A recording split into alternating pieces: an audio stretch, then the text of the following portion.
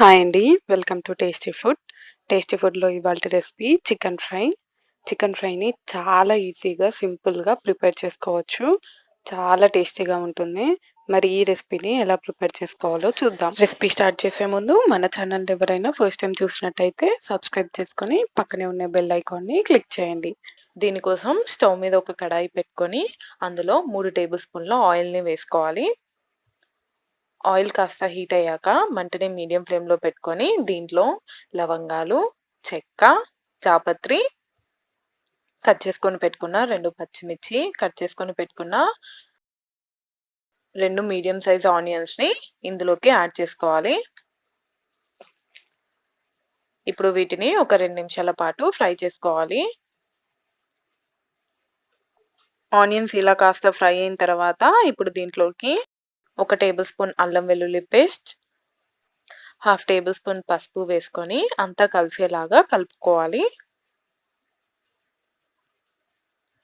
ఇలా కలుపుకొని అల్లం పచ్చి వాసన పోయేంత వరకు దీన్ని ఫ్రై చేసుకోవాలి. అల్లం పచ్చి వాసన పోయిన తర్వాత దీంట్లోకి శుభ్రంగా కడిగి పెట్టుకున్న చికెన్ని యాడ్ చేసుకోవాలి. నేను ఇక్కడ 500 గ్రామ్స్ చికెన్ని తీసుకుంటున్నాను. మసాలాస్ అన్నీ 500 గ్రామ్స్ చికెన్‌కి సరిపడా మసాలాస్‌ని యాడ్ చేసుకుంటున్నాను.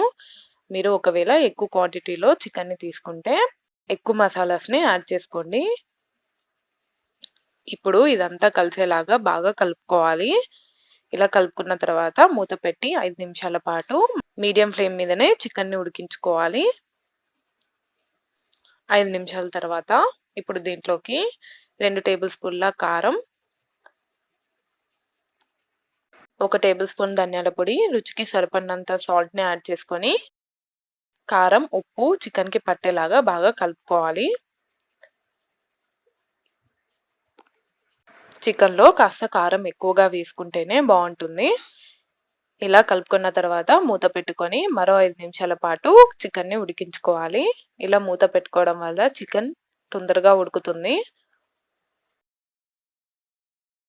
5 నిమిషాల తర్వాత ఇలా చికెన్ దగ్గరకొచ్చిన తర్వాత ఒకసారి బాగా కలుపుకొని మళ్ళీ మూత పెట్టి 10 నిమిషాల పాటు లో ఫ్లేమ్‌లో చికెన్‌ని ఉడికించుకోవాలి.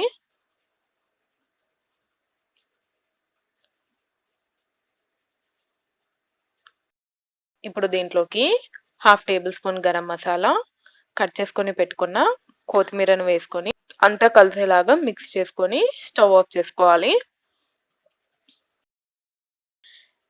చికెన్ ఫ్రై రెడీ అయిపోయింది. చూసారు కదా! చాలా ఈజీగా ఈ చికెన్ ఫ్రైని ప్రిపేర్ చేసుకోవచ్చు. ఒకసారి ఈ ప్రాసెస్‌లో చికెన్ ఫ్రైని ట్రై చేయండి. టేస్ట్ కూడా చాలా బావుంటుంది.